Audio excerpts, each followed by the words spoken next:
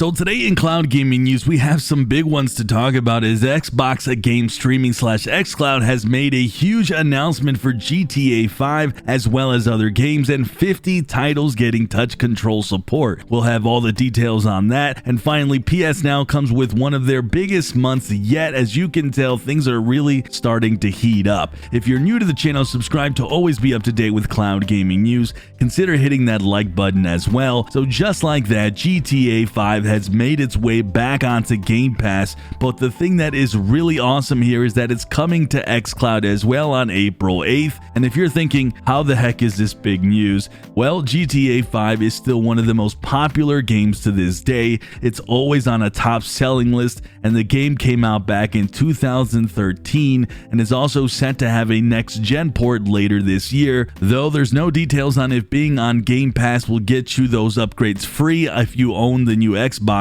but this will now enable tons of players to play this on the go and do it through the Xbox Game Streaming. And the truth is, guys, this is a big get for the cloud portion of what Xbox is doing. But that wasn't all the news, as there's also more games. Zombie Army 4 Dead War will also be available via the cloud. Disneyland Adventures, Rush, a Disney Pixar adventure, Rain on Your Parade, and Pathway, a game that I've played before and it's a fun one. And of course, the big news of last week was that MLB The Show 21 is still coming to xCloud when it launches on April 20th. But they weren't done with just that news, as they've also announced over 50 cloud-enabled games now have touch control support, including games like Sea of Thieves, Gears 5, Dragon Quest XI, Slay the Spire, and a ton more, as you can see from this picture. All in all, extremely impressive. Like usual, I hate to keep beating on a dead horse though, but we have to collectively see when is xCloud going to improve that performance on top of all this other cool stuff they're doing.